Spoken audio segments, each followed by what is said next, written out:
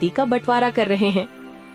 आहा, देखो भाई, मैं सबसे बड़ा हूँ, इसलिए मैं बंटवारे का काम करूँगा।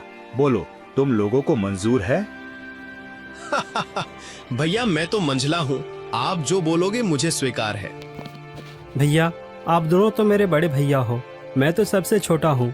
आप लोग जो फैसला करोगे मैं उसे स्वीकार कर लूंगा। पिता के जाने के बाद आप दोनों को मैं पिता स्वरूप मानता हूँ। तो फिर ठीक है, सबसे पहले हम खेतों का बंटवारा करते हैं। देखो भाई, हमारे पास 2 खेत हैं और एक मेड़ है। हम लोग 3 भाई हैं, इसलिए 2 खेत में से एक मैं और एक मंझला लल्लन का होगा और बचा मेड़ छोटा भाई यानी कि भोले का होगा। अरे वाह, बहुत अच्छा निर्णय है भैया, मुझे मंजूर है। कहो भोला, तुम तो चुप हो गए, क्या तुम्हें मंजूर नहीं? नहीं नहीं भैया, आप जो कहेंगे वह मुझे मंजूर है। अच्छा तो ठीक है, अब बारी आती है हमारे पिताजी द्वारा लगाए गए आम के पेड़ का। चलो अब आम पेड़ के पास चलते हैं। अब तीनों भाई आम पेड़ के पास आते हैं। आम के पेड़ में 2 डाली है, दोनों डालियों में आम के फल लदे हुए हैं। देखो भाई, ये है आम का पेड़। अब इसका बंटवारा भी कर लेते हैं। देखो, इसमें 2 डाली है और एक जड़ है। इन 2 डाली में से एक डाली मेरा होगा और एक लल्लन का होगा और जड़ भोला का होगा। बहुत अच्छा भैया, ये फैसला भी मुझे मंजूर है। आप लोग तो बड़े हो, मैं तो सबसे छोटा हूँ। मैं भला आप लोगों के बात को कैसे टाल सकता हूँ? मुझे भी मंजूर है भैया। अब तीनों भाई घर के पास आते हैं। अब घर का बंटवारा भी होना है।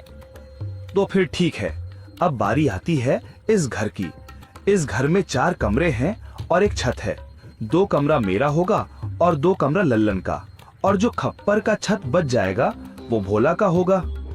भीमा के इस फैसले से भोला बहुत दुखी हो जाता है। फिर भी बड़े भाई का फैसला मानकर वो कुछ नहीं कहता है। इस तरह घर का बंटवारा भी पूरा हो जाता है। अरे भैया, खेत, पेड़ और घर के बाद और एक जरूरी चीज तो आप भूल ही गए।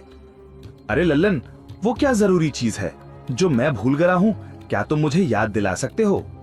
भैया, पिताजी ने हम तीनों भाइयों के लिए कुछ रुपए पैसे भी तो छोड़ गए हैं, आप उसे कैसे भूल सकते हो? अरे हाँ, याद आया, जरा रुको, मैं अभी लेकर आता हूँ।